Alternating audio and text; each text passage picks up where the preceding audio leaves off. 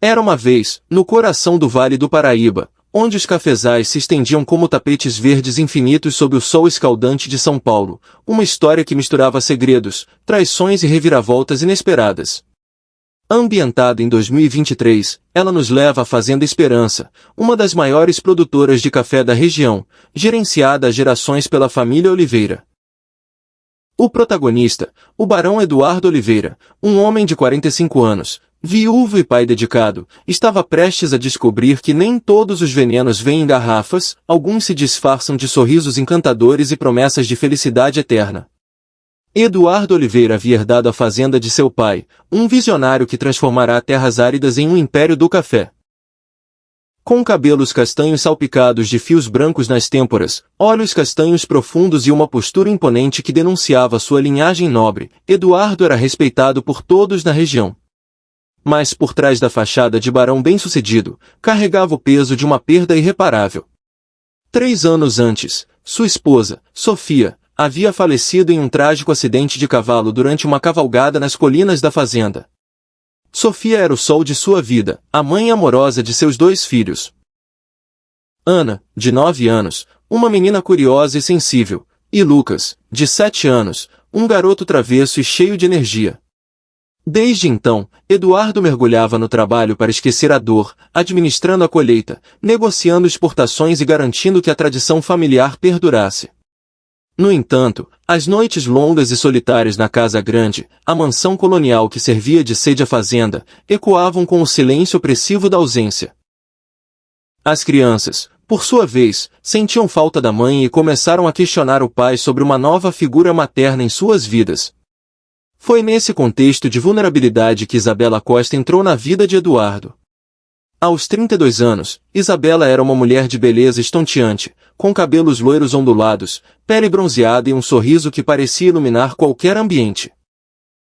Formada em economia, ela havia trabalhado em grandes empresas na capital paulista antes de herdar uma pequena propriedade rural vizinha à Fazenda Esperança, após a morte de um tio distante. Elegante e culta, com um sotaque refinado e um guarda-roupa repleto de peças importadas, Isabela representava o glamour da cidade grande em meio à simplicidade do interior. Eles se conheceram em uma feira agrícola em Taubaté, onde Isabela representava interesses de produtores locais. A conversa fluiu naturalmente, falaram sobre os desafios da cafeicultura, os impactos das mudanças climáticas e as oportunidades de exportação para a Europa. Eduardo, fascinado por sua inteligência e carisma, convidou-a para um café na fazenda. O que começou como encontros profissionais evoluiu para jantares românticos, passeios pelos cafezais e conversas profundas sobre a vida. Isabela era mestra em conquistar corações solitários. Sabia exatamente quando rir de uma piada, quando tocar levemente o braço dele para enfatizar um ponto, e como compartilhar histórias pessoais que criavam laços emocionais. Em poucos meses, Eduardo se convenceu de que havia encontrado uma segunda chance no amor. Ele, que havia se fechado para o mundo após a morte de Sofia, agora sonhava com um futuro ao lado de Isabela. O pedido de casamento veio em uma noite estrelada de novembro, durante um piquenique nos jardins da fazenda. Eduardo se ajoelhou, oferecendo um anel de família passado de geração em geração, e Isabela aceitou com lágrimas nos olhos, prometendo ser uma mãe dedicada para Ana e Lucas. As crianças, embora ainda saudosas da mãe, pareciam aceitar a ideia, especialmente porque Isabela trazia presentes e histórias divertidas. O casamento foi marcado para janeiro do ano seguinte, quando os cafezais estariam em plena floração, simbolizando um novo começo. Mas, à medida que os preparativos avançavam, Eduardo começou a notar fissuras na fachada perfeita de Isabela. Ela evitava falar sobre sua família em São Paulo, mudando de assunto com habilidade quando ele insistia. Tinha um controle excessivo sobre as finanças da casa, revisando contas com uma precisão obsessiva e sugerindo investimentos arriscados que ele nunca consideraria.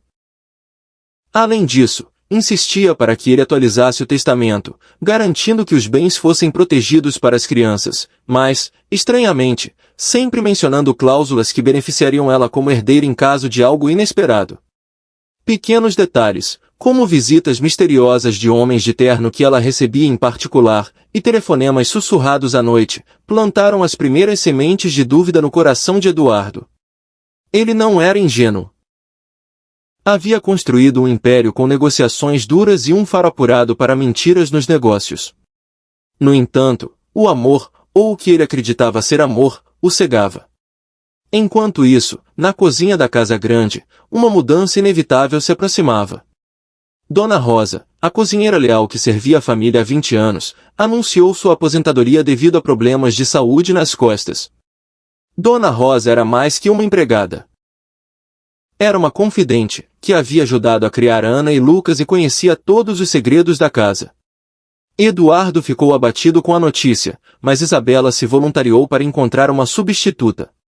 Eu tenho contatos em agências de São Paulo, disse ela com seu sorriso confiante. Vou arranjar alguém eficiente e discreta. Eduardo, atolado na colheita de café que demandava toda a sua atenção, concordou sem hesitar. Dias depois, Isabela anunciou a contratação de Clara Mendes, uma jovem de 29 anos vinda de uma cidadezinha no interior de Minas Gerais. Clara tinha referências impecáveis de famílias abastadas onde trabalhará, e começaria imediatamente. Isabela enfatizou que Clara era perfeita para o cargo, quieta, trabalhadora e sem curiosidades excessivas. Na manhã chuvosa de dezembro, Clara chegou à fazenda em um ônibus lotado, carregando uma mala surrada e uma bolsa de ombro. Eduardo a viu de relance pela janela do escritório, uma mulher de estatura média, cabelos pretos presos em um rabo de cavalo simples, olhos verdes expressivos e um avental já amarrado como se estivesse pronta para o trabalho. Ela parecia comum, mas havia uma determinação em sua postura que chamou sua atenção por um instante. Nos primeiros dias, Clara se manteve invisível, confinada à cozinha. Eduardo só notava os resultados. Refeições quentes e saborosas, pães frescos que lembravam os tempos de Dona Rosa, e sobremesas que encantavam as crianças. Ana declarava que Clara fazia o melhor pudim de leite do mundo, e Lucas pedia para ajudá-la a misturar massas, rindo das farinhas voando pelo ar. Isabela, no entanto, tratava Clara com uma frieza gélida, dando ordens curtas e criticando detalhes mínimos, como o tempero de um molho ou a arrumação da louça. Lembre-se do seu lugar, murmurava ela em momentos de irritação, e Clara respondia apenas com um aceno de cabeça, baixando os olhos. A dúvida de Eduardo crescia paralelamente aos preparativos do casamento.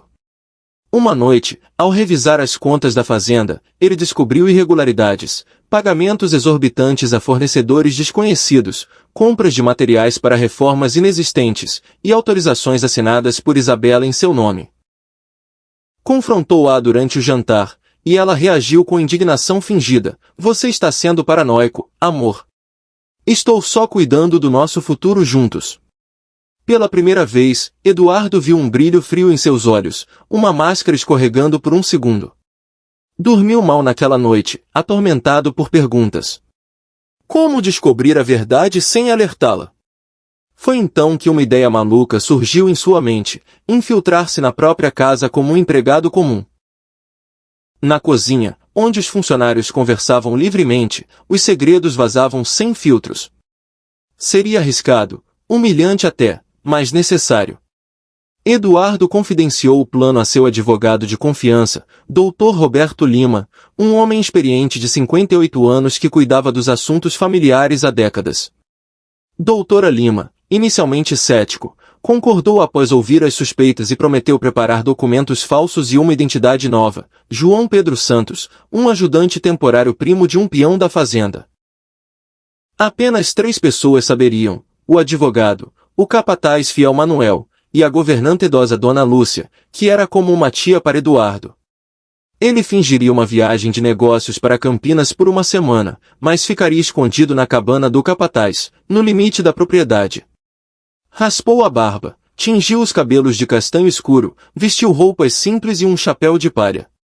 No espelho, mal se reconheceu, um homem comum, cansado, pronto para o trabalho braçal.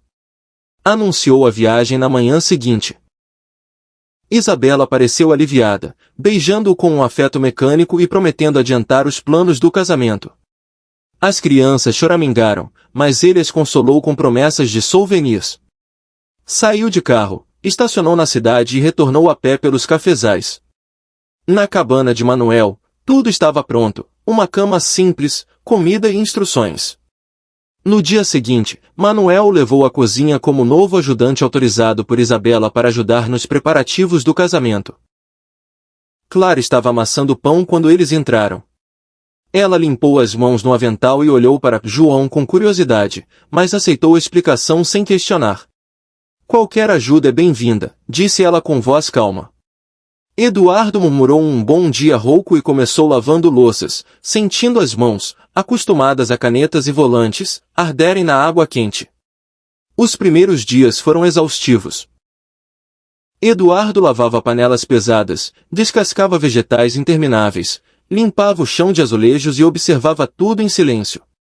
Clara trabalhava com eficiência impressionante, preparando refeições elaboradas enquanto cantarolava baixinho. As crianças invadiam a cozinha para petiscos, e Clara as atendia com paciência maternal, contrastando com a impaciência de Isabela. Quando Isabela entrava, o ar ficava tenso, ela dava ordens secas e saía bufando. Uma tarde, enquanto secava pratos, Clara quebrou o silêncio. Você não parece ter experiência em cozinha. Suas mãos estão vermelhas. Eduardo inventou uma história de peão desempregado, e ela pareceu acreditar. Mas naquela noite, durante a limpeza pós-jantar, Clara hesitou e disse, essas crianças são tão doces. É uma pena que a nova patroa não as veja assim. Eduardo, fingindo desinteresse, pressionou gentilmente. Clara, após um longo silêncio, confessou, eu não vim aqui por acaso. Conheço a Isabela de antes, de um emprego em uma mansão em Campinas. Ela não é quem diz ser. É uma golpista que seduz homens ricos viúvos, convence-os a transferir bens e some com tudo. O coração de Eduardo acelerou.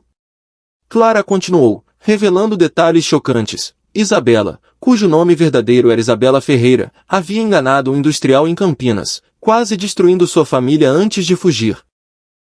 Clara trabalhará lá como cozinheira e vira tudo, os documentos falsos, as transferências secretas, o cúmplice disfarçado de consultor financeiro.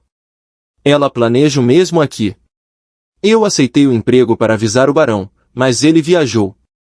Agora, com você aqui, posso contar. Eduardo tremeu por dentro, mas manteve o disfarce. Clara mostrou provas, fotos no celular de documentos antigos e um contato de uma vítima anterior. Eles combinaram de se encontrar cedo no dia seguinte para mais detalhes. Naquela noite, na cabana, Eduardo ligou para a doutora Lima, que confirmou suspeitas e planejou uma armadilha. No amanhecer seguinte, Clara revelou mais, Isabela tinha um cúmplice, um homem chamado Vitor, que viria à fazenda para forjar assinaturas. Eduardo, ainda como João, observou Isabela se comportar com arrogância, planejando uma reunião importante com o advogado. O clímax veio quando Vitor chegou. Doutor Lima, disfarçado de inspetor sanitário, e um detetive particular invadiram a casa com uma inspeção surpresa, instalando microfones escondidos.